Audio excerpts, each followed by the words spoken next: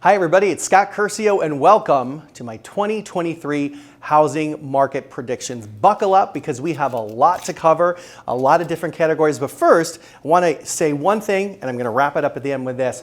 We are not going to see a housing crash. Now that is not me being Mr. Happy Smiley Realtor, always optimistic. No, that's 18 years of experience seeing ups and downs, a real true crash in 2008, and looking at all the data points and the contributing factors that have led to issues in the past. Remember, in all but one of the recessions in the last 60, 70 years, housing has done well, housing has maintained, housing prices have appreciated. It all goes back to simple supply and demand. So let's dive in by a couple different categories and prep you what the pundits and the experts are saying, and then what I think on every category, right? So let's first start with home sales. A lot of the national studies are saying we're going to see about 5.7 million sales of homes in the United States next year. That would be down, of course, from this year. This year we were down from last year. Redfin saying down about 4% in terms of the number. Realtor.com saying just under 7%. That's when we're going to have to wait and see. And by the way, I have a fancy green clipboard this time, you guys. I've upgraded. It's not just the notepad anymore. Second, the most important one, let's talk about home values. Now, I've seen everything from people saying we're going to see appreciation from 0.3% all the way up to about 5.5%. Personally, I think here in the Midwest, where we are predicted to do much better than some of the other markets, we'll talk about that in a little bit, that we're probably going to see anywhere from 2 to 3 or 2 to 4 points in home value appreciation, again, for the general market. So we'll see if we're right as we go back through the year. Third thing I want to talk about is inventory. We are in an inventory crisis, my friends. We have been for a while. If you look at home builders, when the 2008 recession hit, they went, put the brakes on, they stopped building. We are short 3 to 4 million houses for our population. Think about that, let that sink in. We're also at a point where we have 90% fewer foreclosures now versus 2008. So we are in a real crisis of having enough homes for sale. So if you're a home seller out there, hello, I'm waving at you. We're going to talk about you in a little bit. This is your chance to get out there. We've got some of the highest home equity value. We're ending 2022. The average amount of equity in a home is 58%. Think about that. There's a lot of equity to be unlocked there. The fastest way to becoming a millionaire without making millions is to build your net worth through home ownership, right? Usually about 2/3 of someone's net worth is in housing and residential or some type of property. So remember that. The bottom line is builders need to start building homes more. And they are, but we've got a lot of catching up to do. They put the brakes on, as they said, after the recession in 2008, and we really didn't get that cranking until recently. Here in Chicago, keep in mind too, people keep talking about we're going to go back to a normal market, and that scares people. Well, a normal market would be a 5 to 6 month supply of inventory, right? That's a balanced market, not favoring buyers or sellers. We're going to end 2022 between 2 and 3 months supply of inventory for condos and townhomes and single families.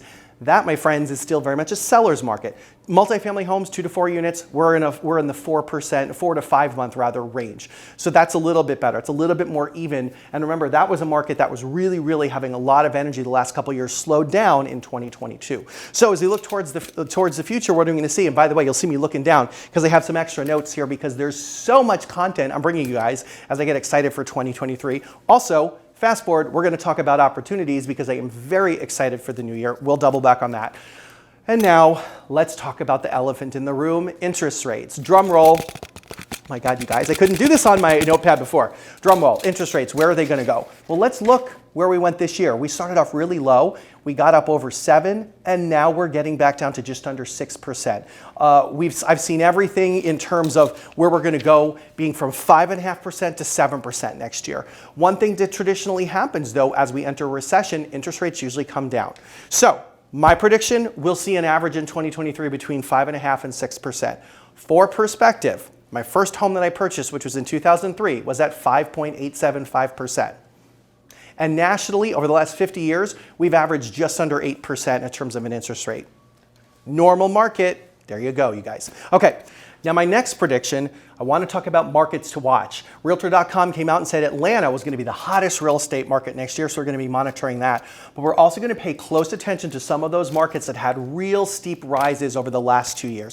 That's your Austins, your Boise's, your southeastern part of the United States. They had some massive growth. if we do see a crash or a real receding of values, those are the areas that are primed for it. I want you guys to remember one important thing. Housing has never been, in my 18-year career, more segmented by sub-market. Where you are, what you're selling, and the price range you're in. So the media will continue to put out stories that are based on clickbait. They want you to read their stories that, oh my God, things are exploding and they're going crazy and the market's crashing. I don't see that. If I do, you know, guys, I will tell you. In the Midwest, I don't think we're going to see that. We're being pegged as because we didn't have crazy appreciation over the last 2 years, that we're going to be more stable through the next year or two. So it's really good if you're in the center part of the country. There's also a lot of talk that the mid-size markets, especially those in the center of the country, places like Pittsburgh, Toledo, Oklahoma City, Omaha, Buffalo, it's the east, Columbia, South Carolina, and Little Rock and Des Moines. I did it, you guys. I'm fine. If you know, you know. There you go. Are places that are probably going to see some strong growth and strong performance over the next couple of years. I'm going to be monitoring that for you guys as well too. Here's another thing that we want to talk about: rental prices. Rental prices are predicted to go up anywhere from 5 to 6% to as much as 8 to 12%. Something we noticed this year, and again, this is talking for Chicago, something we noticed this year, a lot less inventory for tenants. A lot of people are staying put. They're staying in a rental 3, 4, 5, 6 years. And if you think about that, if you started a lease back in 2016 and you haven't moved, you're probably paying 2016 or close to it prices. Your landlord probably hasn't raised you very much.